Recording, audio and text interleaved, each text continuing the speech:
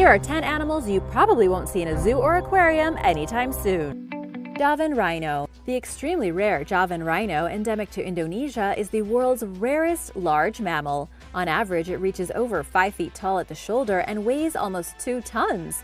Despite its massive size, this solitary creature is incredibly shy and feeds mostly on twigs, shoots, and fruit.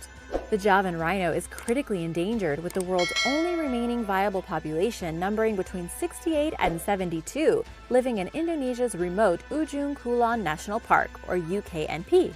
The park is near its maximum capacity for the number of rhinos it can hold, according to Global Wildlife Conservation, and there are none in captivity.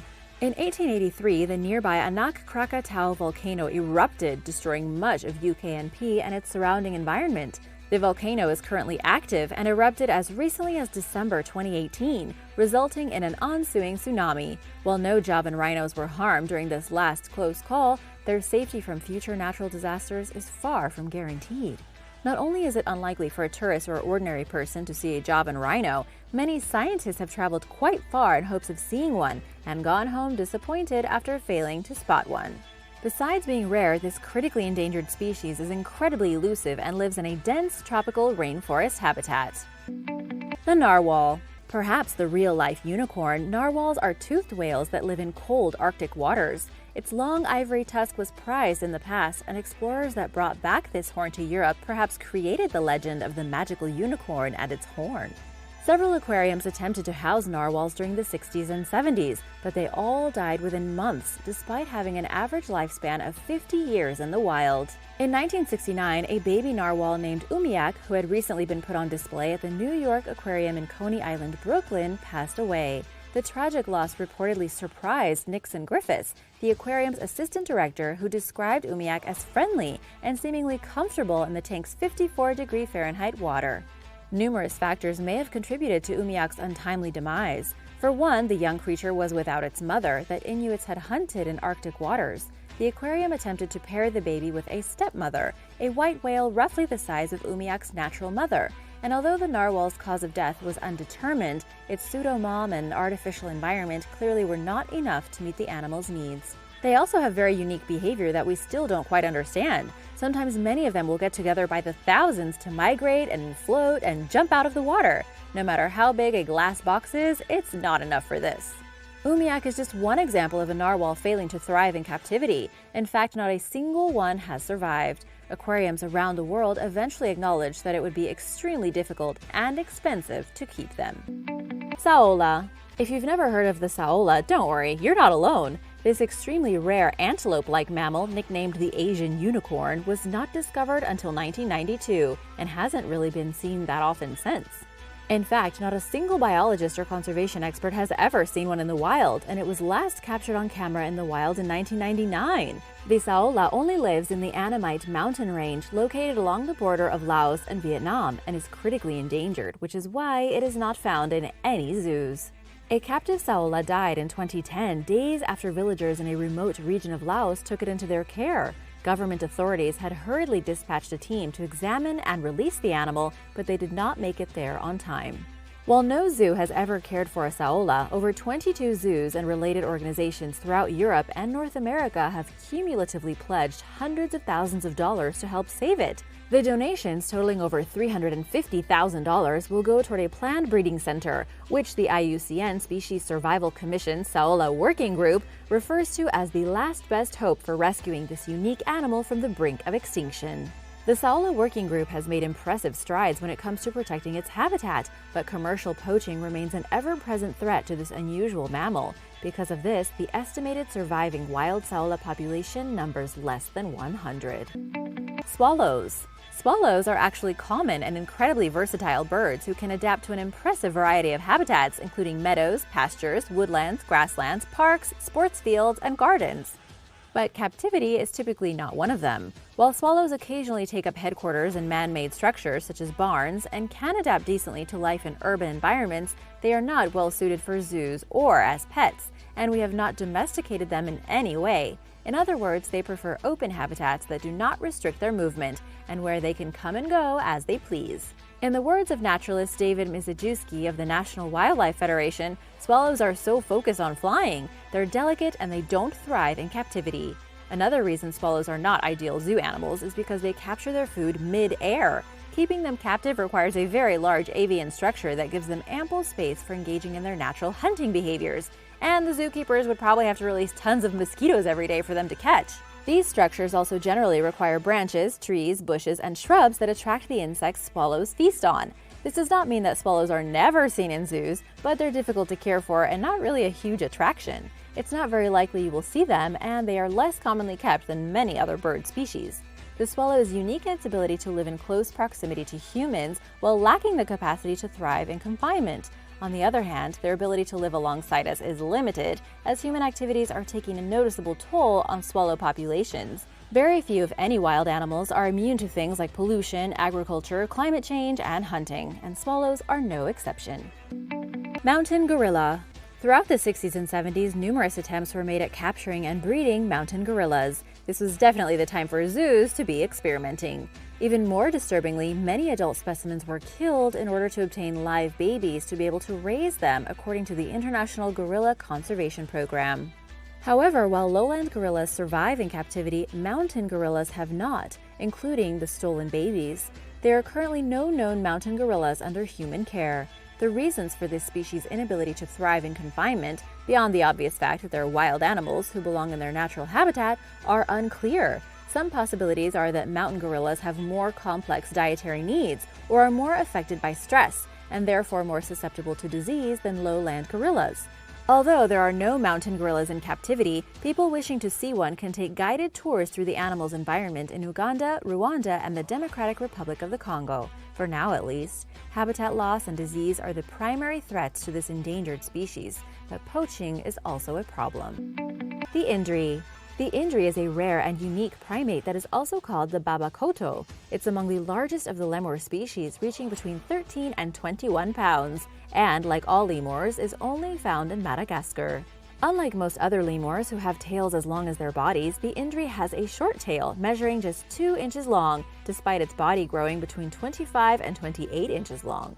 Relying on trees to travel from point A to point B, these adorably unique creatures are limited to very specific habitats, namely lowland and coastal rainforests. They live mostly in the Anjanaharibe Sud Wildlife Preserve, located in the island's northeast region, so you can imagine that the area is not that big.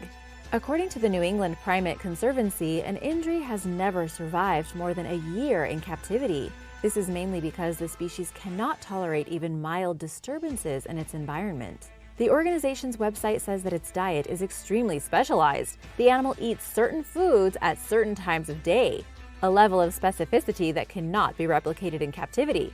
Also, when taken from the wild, these lemurs, for reasons which remain unclear, do not reproduce. Another interesting fact about the indri's reproductive habits is that these creatures are monogamous. They mate for life and do not seek out another partner until their current one passes away. The indri's natural habitat is threatened by logging and agriculture, heavily restricting the species to protected forests. Pink fairy armadillo. The cryptic pink fairy armadillo is only found in central Argentina. It's nocturnal, solitary, subterranean, and just 6 inches long on average. A 2012 study, which cited the species as among the most elusive mammals, stated that their basic biology and evolutionary history remain virtually unknown. Although this mysterious creature is rarely seen in the wild, and scientists know very little about it, the pink fairy armadillo literally cannot survive in captivity. This much is evident in the many failed attempts at removing it from the wild and placing it in confinement, both as an illegal pet and at zoos. Pink fairy armadillos rarely survive more than a few years at zoos, according to the San Diego Zoo, and that's more or less the animal's best-case scenario in captivity. They typically die within 8 days of being removed from their natural environment. A 2011 study found that any modifications to the pink fairy armadillo's environment or diet caused a great deal of stress to the animal, a glaringly obvious sign that it is best left undisturbed by humans. Unfortunately, like several animals on today's list, the pink fairy armadillo is threatened by human activity, particularly habitat loss due to farming. As a burrowing creature, things like the plowing of farmland and grazing cattle have an enormous impact on its habitat, while at the same time pesticides are increasingly killing the insects it feeds on. so it's kind of in trouble if efforts aren't made to save it. Blobfish. When scientists pulled up this grumpy blob thing, they were pretty surprised. What was it? The blobfish lives in the deep waters off of New Zealand. It lives in such deep water that it's adapted to pressures that would crush the innards of lesser fish, which is why you won't see them in an aquarium. Recreating the environment of the deep ocean is not really that plausible yet. Their bodies are mostly gelatinous with a density just slightly lighter than water, which allows them to float right above the seabed. This is good because they have almost no muscle. They aren't hunters so much as living vacuums, just sucking in whatever floats by their mouths. Because they're adapted to pressures that are almost 120 times what we experience at the surface, blobfish that get caught in fishing nets suffer decompression like a diver.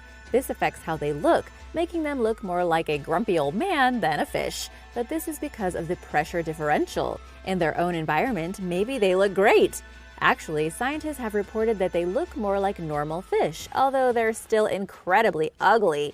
They are actually ambassadors for the Ugly Animal Preservation Society, and there is even a book called Ugly Animals, We Can't All Be Pandas by Simon Watt, with a collection of 60 of the world's most ugly and endangered animals, and the blobfish is on the front cover.